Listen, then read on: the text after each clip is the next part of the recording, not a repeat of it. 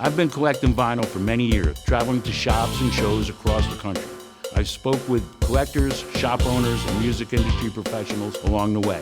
As vinyl records are having a comeback, so are the stories behind them. I'm Gary Skolnick on The Record Beat.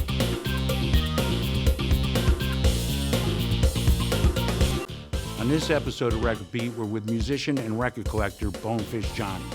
A unique perspective on collecting. Here is his story. You just told me you were a Air Force brat, moving around. Yeah. Ended up in Fort Lauderdale in your 20s.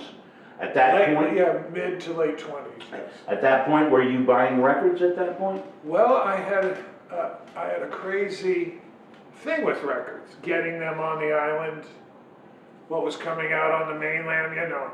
Right. It took a while for things to get around. Okay. Plus, my interest in music was going beyond what I could immediately get at a record store. So I had to find records, you know. Right. And there was all kinds of sources of records.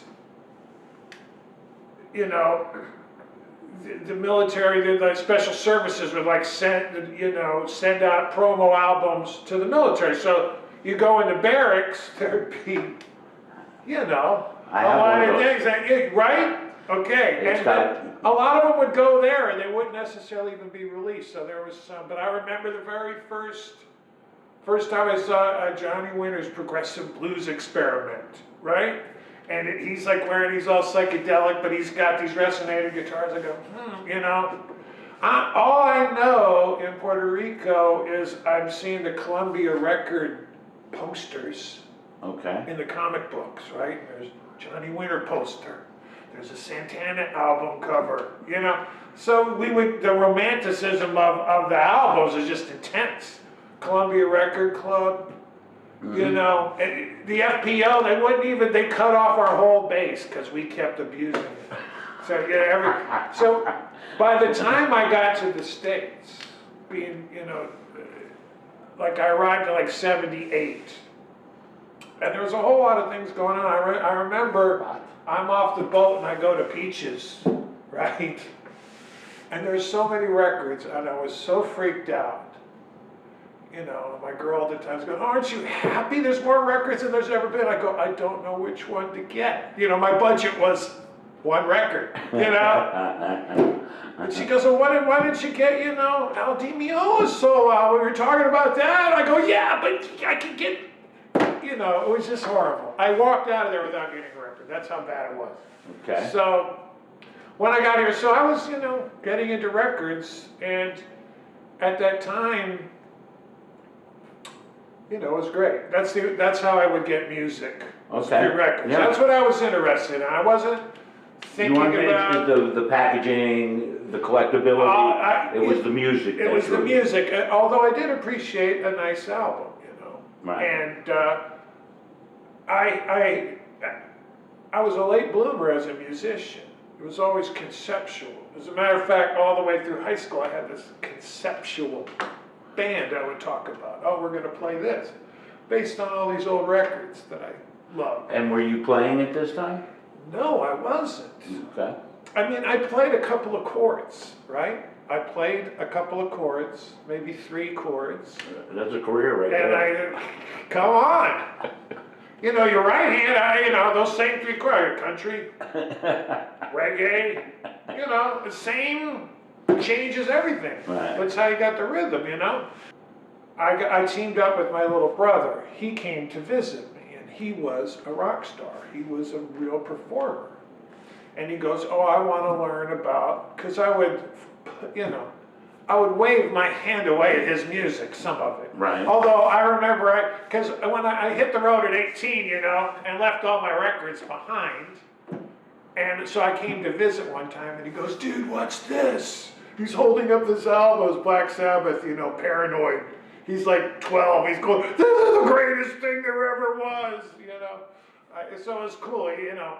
And I'm going, Black Sabbath, you know, I was like, I'd outgrown it at that time, you know. Right. So, you know, he came down, and so we started a band together. And, you know, he's going, you can play guitar, you know, you can write songs, you know, I'll show you what to do. I mean, I didn't even own an electric guitar. Because I wasn't in garage bands. My era was not where you sat around the fire and played.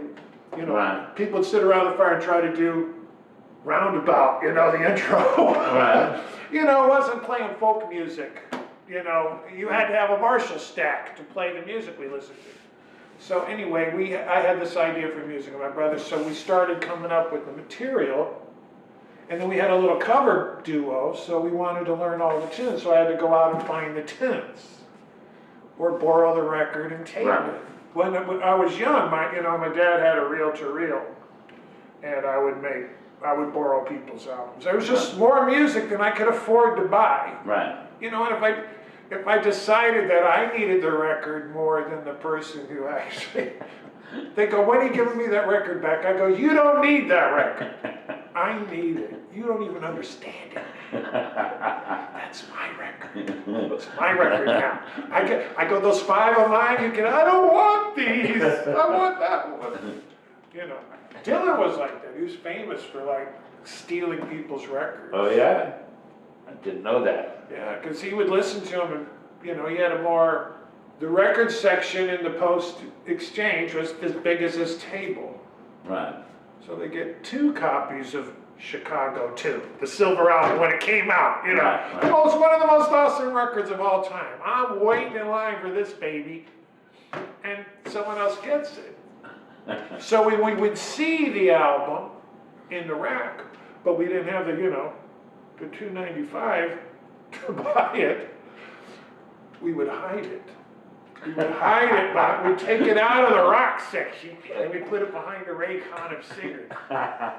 You know, 40 years, 50 years later, I'm on Facebook and people are saying, man, you know, we used to go when we try to get records, we'd always check behind, like, you know, the Frank Sinatra and Johnny Cash, because behind theirs where someone was hiding, you know. Yeah. I go, we all did it and we all stole it anyway. So it was very true. We really.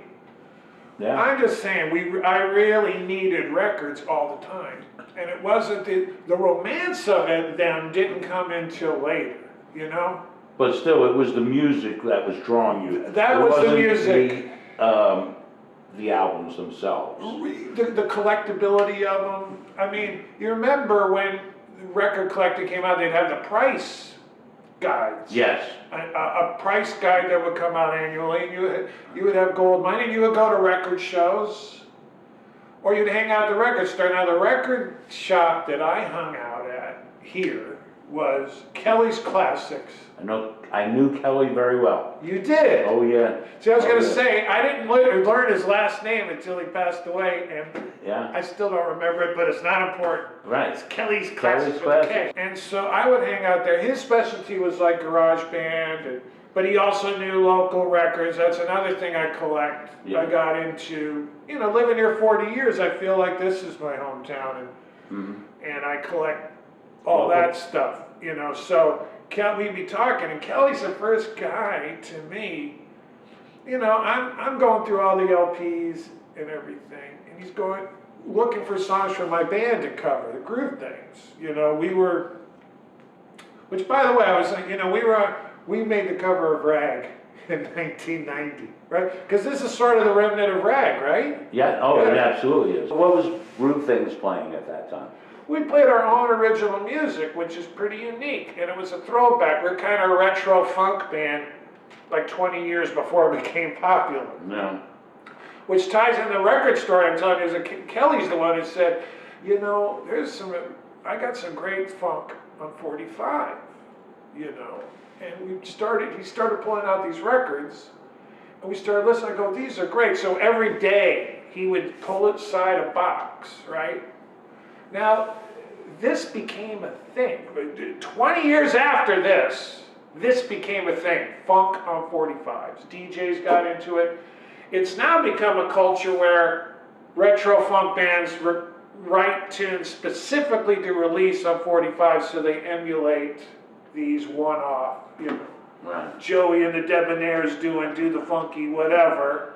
It's not the deepest music, but I mean, the sound of it is insane, you know. Right. And Kelly put the, you know, I would buy it. It only mattered how it opened, you know what I mean? Or if it had a dumb thing in the middle. I mean, it didn't require a lot for us to go crazy over it, which I really appreciated. So he put this stuff aside. Well, 20 years later, all those records, hundreds of dollars, each one, a 45.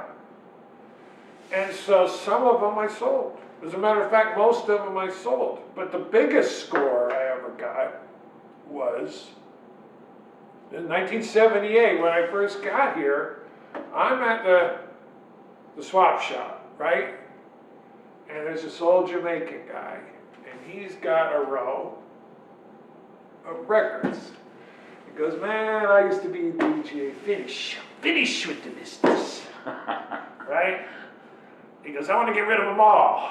And I'm looking at him, I go, oh wow, these are all original Studio One Jamaican pressings, you know? All of them, Bob Marley with short hair, all the ska albums, all the Rocksteady albums.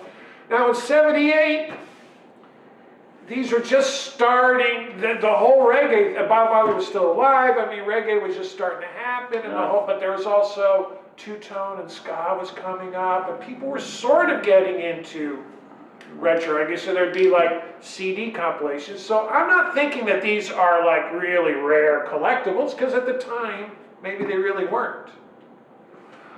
Anyway, I go, I'll give you $50 for all of them, which cost of living, that would have been like $300 back then or something. Unbelievable. I'm spending the whole family budget, you know. And, but I did it, you know. For a table? No, for the, you know, I'd say about 100. Okay. Maybe 100, 200, 150, a lot of It's a good deal. It's a good deal. Dude. And like you say, 30 years later, because first you know, I gotta say, I had a girl, we had a fraught relationship, including the records, which that's another story people of our generation can talk about when you're breaking up. Yeah. Well, that's my record. I don't think so. I think this is mine. And here's the other go, we're arguing over Ico records. I go, I'll just ask Graham for another one. You can have all of them, bitch. But that one was mine. He gave it to me. No, it's mine.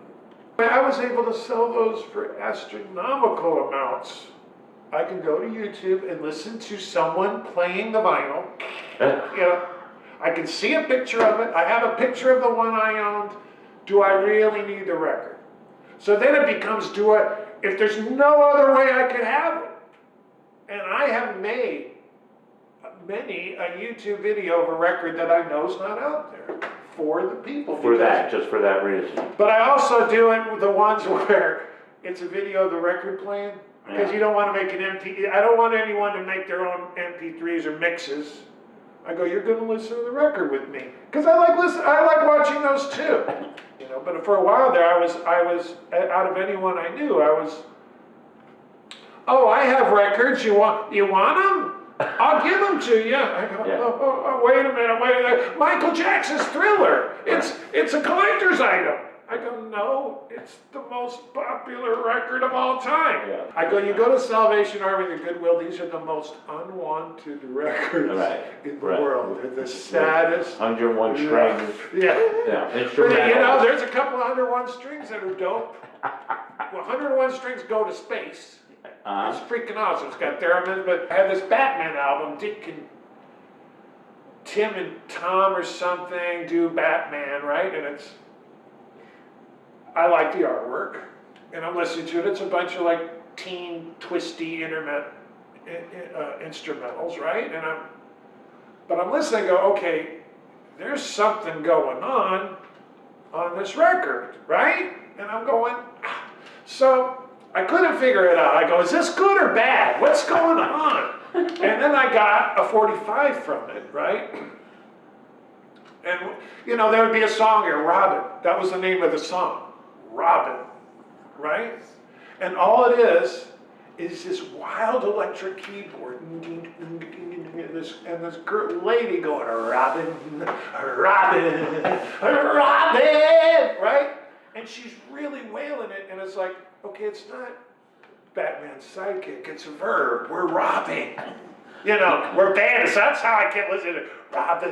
We're out robbing. You know, this is not only just breaking in and taking things, we're robbing your mind, right? So I'm thinking, well, the internet comes out. Okay, years go by, and the internet, I'm researching. It turns out it was Sun Ra playing the keyboards on this thing, and that was his lead singer. I go, so these are some of the most avant-garde jazz guys on the side. Right. It could be a throwaway, but it's throwaway by avant-garde jazz people.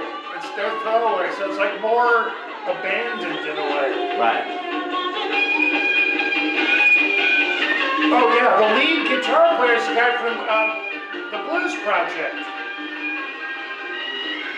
I think Lou Reed, it was like all different people. Wow. We're doing these throwaway cuts.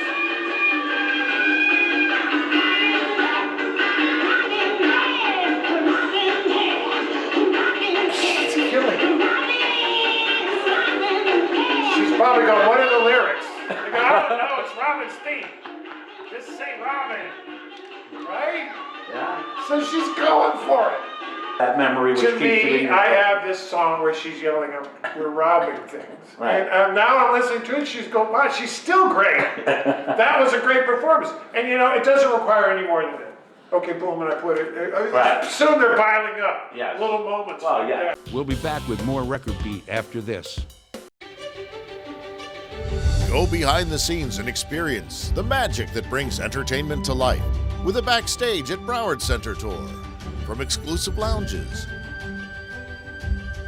and star dressing rooms to the green room and center stage, one of the most Instagrammable locations only the biggest stars in entertainment get to see. Each ticket supports the Broward Center's Road to Recovery campaign. Book your Backstage Pass today at browardcenter.org. Live music and good eats are back at the Funky Biscuit in Boca Raton. Our grand reopening is Thursday, November 5th. Enjoy fresh, mouth-watering food and top-shelf beverages while supporting our cherished local music scene. We've been hard at work to enhance your experience with new additions to our menu, bar, outdoor patio, and our live performance stage. 2020 reminded us all to embrace good friends and great times. We can't wait to open our doors and show you what's new at the Biscuit. We'll see you at showtime.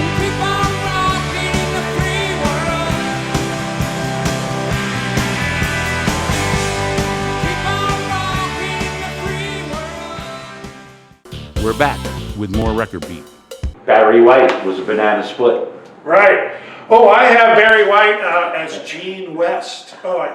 His name was Gene West, and he does In the Ghetto, that Elvis tune. With a proto Barry White arrangement. See, I wish I had it organized. I whipped that baby out. But if you would go to like a drugstore, there would be like, oh, today's great hits for only $1. Right. You go, oh, great, and then you take it home. That's not the original artist. And then you see the fine print, played by some lame-ass band, you know? Right. Or they would have a band. I remember there's one band that called themselves the original artists. Could you dig that?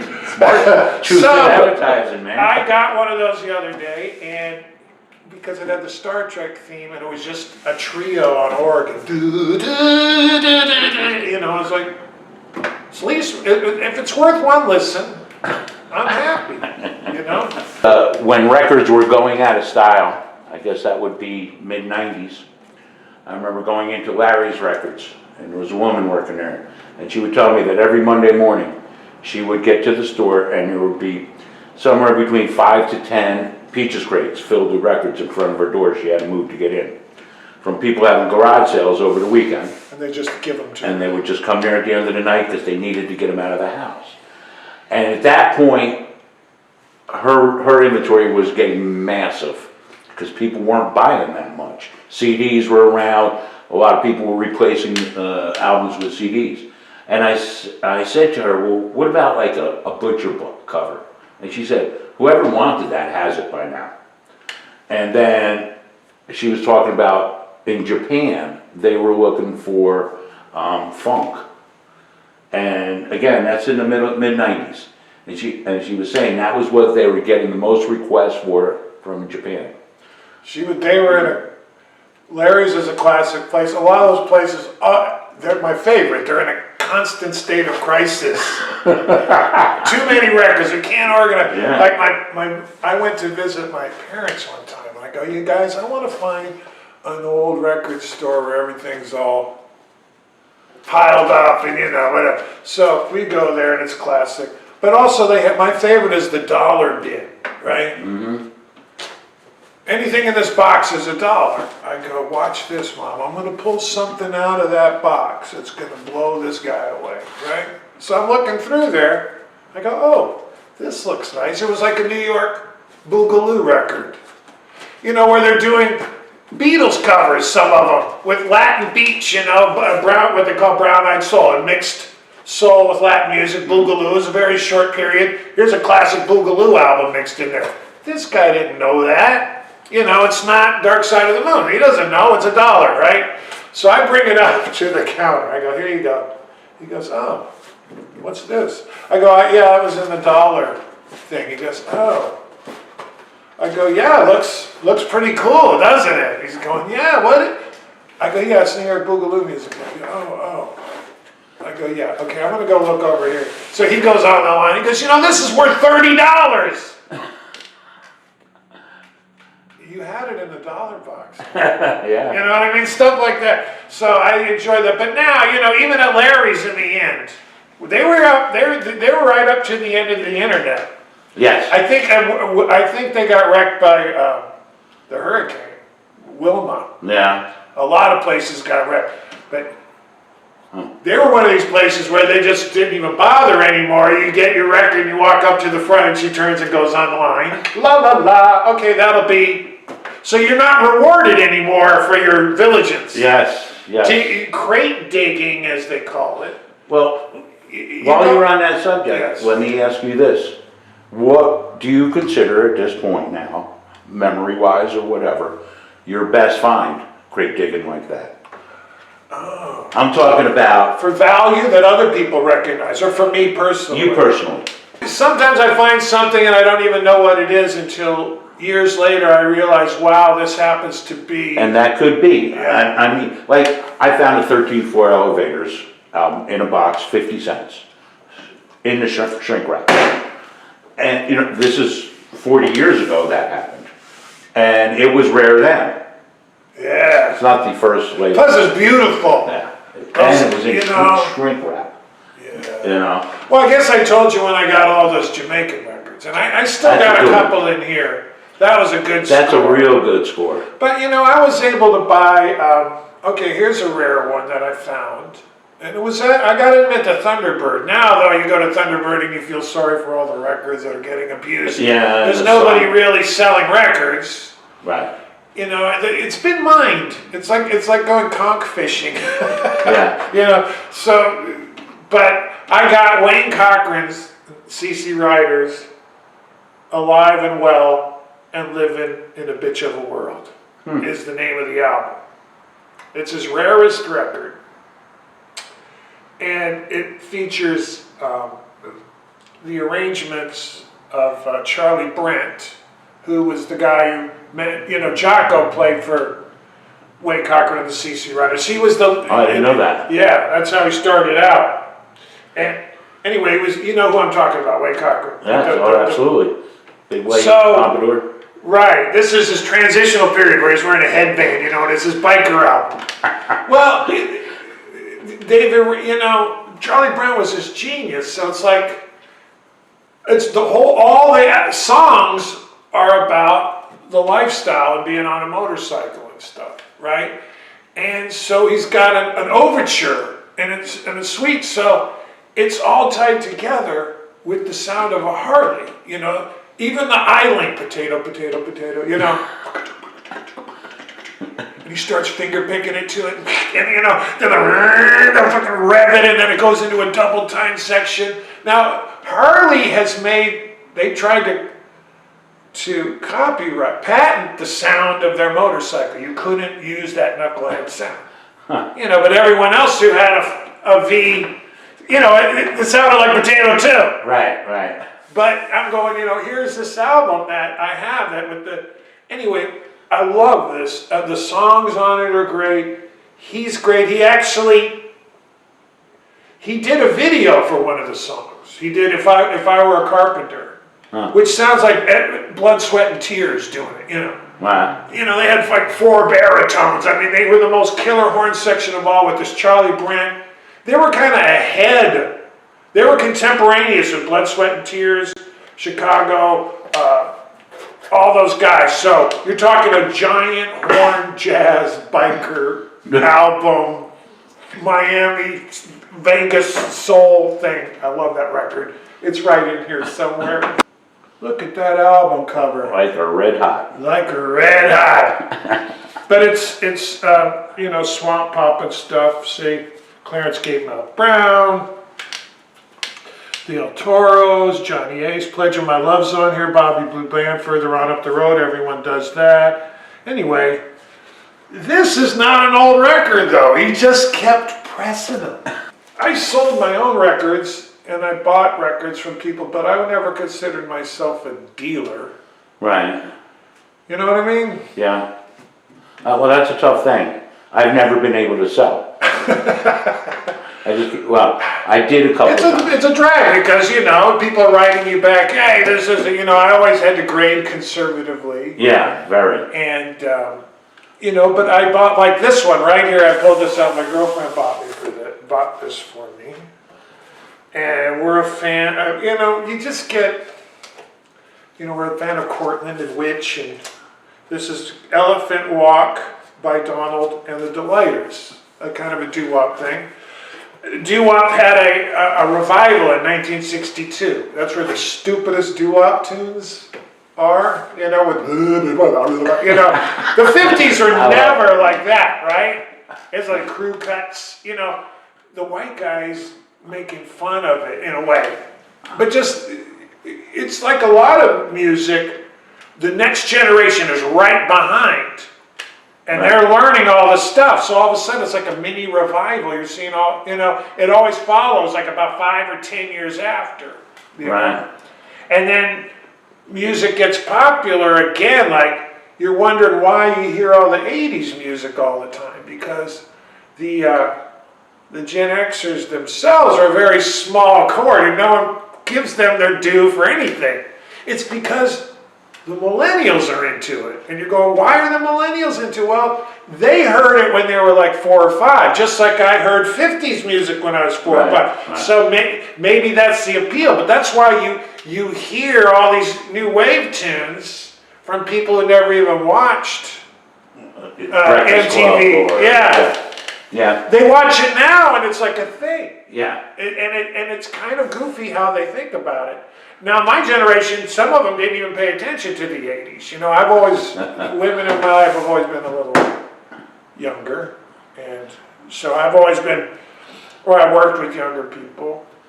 Right. So I've been exposed to different things. But part of me getting into music as a performer was punk rock and new wave and not worried about harmonized solos. Yeah, 78 coming over here, that is at its peak. I mean, I saw Charlie Pickett and the Eggs, the Reactions, these guys. I saw full on, you know, I felt like the old guy in the room. I'm 25, and you know, there's 18-year-olds going crazy, you know. They even spit on my girlfriend, you know, you old people, we're like 25. But I had to feel it. I had to see what was going on. I go, you know, I can play as good as these motherfuckers, you know. And I go, you know, I'm playing James Brown. I could play James Brown Killer. It's like ding, ding, ding, ding. I go, I can do that till the cows come home, right? I love that. I go, but you need a strong bass player and a strong drummer. It's not about guitar, which appealed to me. I dug the whole sound, you know, that's, you know, and the whole communal vibe of that kind of music. Whereas rock music, sometimes, you know, it's like, I'm a star, worship me, you know, I'm an idol. It's like posing, you know, and I couldn't relate to it that much. But then I didn't grow up going to concerts and stuff, you know. I did do a couple of concerts here, but I was getting more into club scenes and seeing I just wasn't a big rock star guy. You know, I didn't buy tickets to go see. I went to see a lot of shows, but they were small. You know. Yeah. So Well, I used to have this theory. I like to see them on their way up or on their way down.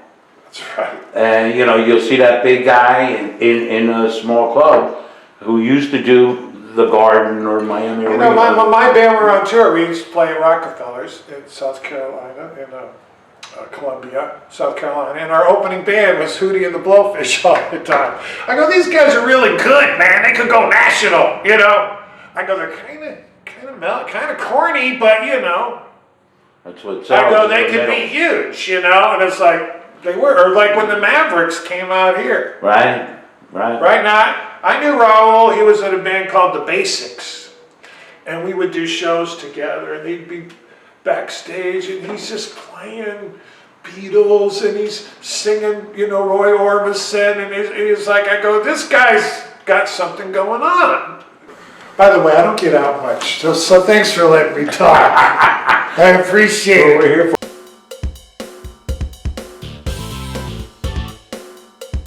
Thanks for joining us on The Record Beat. Join us next time for more perspectives on the record business.